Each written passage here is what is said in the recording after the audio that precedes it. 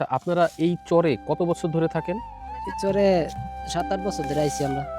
এর আগে কোথায় থাকতেন?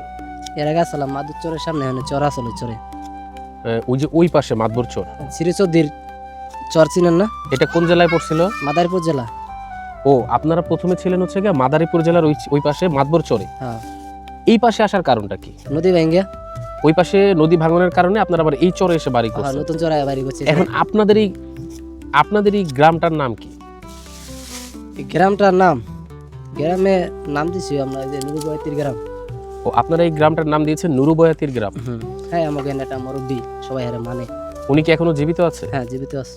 এই যে আর বাসা, এই যে জায়গায়, এই যে জায়গাটিতে আপনারা মানে বাড়ি করেছেন, আপনারা কি জানেন এই জায়গাটা কার? না, আমরা সঠিক জানি না এটা। কখনো যদি কেউ এসে দাবি করে যে এই জায়গাটা তার, তখন আপনারা কি করবেন? তখন এর মূল্যবান হিসাবে আরে আমরা খাজনা নিলে খাজনা দিয়ে দিব। এখন এই 7 বছরে এখানে এসে এখনো কেউ জায়গা দাবি করে? এই বাড়ির জায়গার মানে কেউ খাজনা চায়ও নাই, আমরা দেও নাই। আচ্ছা আচ্ছা। যে যে আমরা যা চাষ করি এটির খাজনা দিই সবাই, মানে এক একজনে চায়, এমকে কয় আমার দলিল। এখানে তো কোনো স্কুল মাদ্রাসা বা কোনো ফার্মেসি বা কোনো ডাক্তারখানা নাই, তাহলে সেই ক্ষেত্রে আপনারা পড়াশোনার ক্ষেত্রে বাচ্চাদেরকে কি করেন? পড়াশোনার ক্ষেত্রে এতদিন ছিল না, এখন এই যে জায়গায় কারা যেন একটা মাদ্রাসা দিতে আসে না, কারণ এই জায়গায় ধরেন চর পড়লে 2 বছর 1 বছর পর ভেঙে যেত নদীতে, এই কারণে কেউ দেয় নাই। গত 7 বছরে কি আপনাদের এখানে পানি উঠেছে? হ্যাঁ, পানি হয় প্রতি বছরই। পানি বলতে আপনাদের উঠানো কি ডুবে যায়? এটা গেছে 12টা না, এবার মনে হয় জ্বর ছিল। আচ্ছা, তাহলে আপনাদের বাচ্চা কাচ্চারা এখনো কোথাও কেউ কোনো স্কুলে পড়ে না? এখন এই যে মসজিদ আছে, মসজিদে যায় আহে, ওই মসজিদে আরবি পড়ে।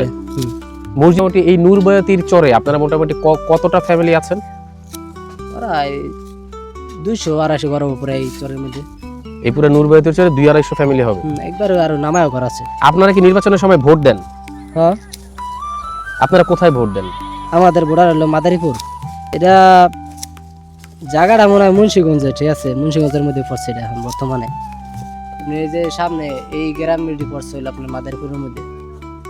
ও আচ্ছা, এই গ্রামগুলো সব মাদারীপুরে পড়ছে। আমাকে এই গ্রামটা সঠিক আমরা কইতে পারি না কোন জায়গার মধ্যে পড়ছে অন্তরি, এটা দুটার মাঝামাঝি, মানে সীমানায় আছে এই গ্রামটা, মানে মুন্সিগঞ্জের মাদারীপুরের একেবারে মাঝখানে। হ্যাঁ, কোনটার মধ্যে পড়ছে এটা মা পড়লে মানে কইতে পারতো, ঠিক আছে, ঠিকভাবে।